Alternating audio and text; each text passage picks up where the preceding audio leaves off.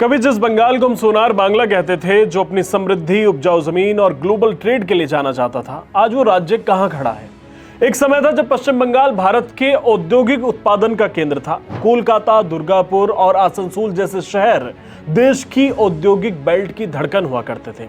लेकिन आज की तस्वीर बिल्कुल अलग है। 1960-61 में जो बंगाल प्रति व्यक्ति आय में देश में तीसरे स्थान पर था, वो 2023-24 तक गिरकर 24वें स्थान पर आ गया।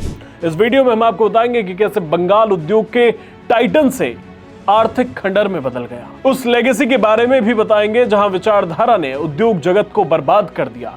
ये गिरावट रातों रात नहीं आई। आजादी के बाद शुरुआती दशकों में बंगाल का दबदबा था, लेकिन 1970 के दशक से 2000 के दशक तक भारी उद्योगों का पतन शुरू हुआ। मजदूरों में असंतोष, बेसिक इंफ्रास्ट्रक्चर की कमी और पॉलिसी स्टेबिलिटी ना होने की वजह से स्टील, जूट और इंजीनियरिंग सेक्टर बंद होने लगे। 1980-81 में बंगाल प्रति व्यक्ति आय में 10वें स्थान पर खिसका और 2000 से 2001 तक ये राज्य 18वें स्थान पर पहुंच गया। लेकिन 2011 में जब सत्ता परिवर्तन हुआ तो उम्मीद थी कि हालात बदलेंगे, लेकिन हालात और बदतर हो गए। 2011 में ममता बनर्जी के सत्ता में आने के बाद से पश्चिम बंगाल ने एक ऐसा दौर देखा जिसे साफ तौर पर कॉर्पोरेट पलायन का दौर कहा जा सकता है। आंकड़े चौंकाने वाले हैं।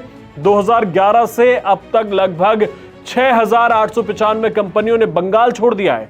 अकेले 2017-18 में 1027 कंपनियों ने राज्य से अपना बोरिया बिस्तर समेटा। सवाल यह है कि बंगाल से कंपनियां क्यों गई और कहां गई। रिपोर्ट के मुताबिक 97% कंपनियों ने ममता सरकार की खराब नीतियों की वजह से बंगाल छोड़ा। अप्रैल 2011 से मार्च 2025 के बीच 6,688 कंपनियों ने अपने रजिस्टर्ड ऑफिस बंगाल से हटाकर महाराष्ट्र, दिल्ली और यूपी जैसे राज्यों में शिफ्ट कर लिए। ये सिर्फ छोटी कंपनियां नहीं थी, इनमें 110 लिस्टेड फर्में शामिल थी। 2019 से 2024 के बीच ही 2,227 कंपनियों ने रिलोकेट किया है। एक्सपर्ट्स का मानना है कि इस विनाश के पीछे कई बड़े कारण हैं।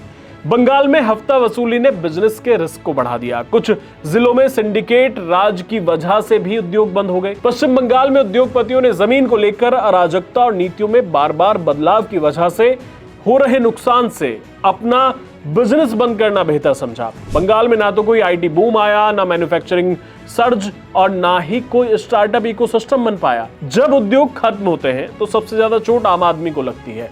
एनएसओ के डेटा के मुताबिक 2015-16 से 2022-23 के बीच पश्चिम बंगाल ने इनफॉर्मल सेक्टर में 30 लाख नौकरियां खो दी, जबकि इसी दौर में महाराष्ट्र ने 24 लाख नौकरियां जोड़ी।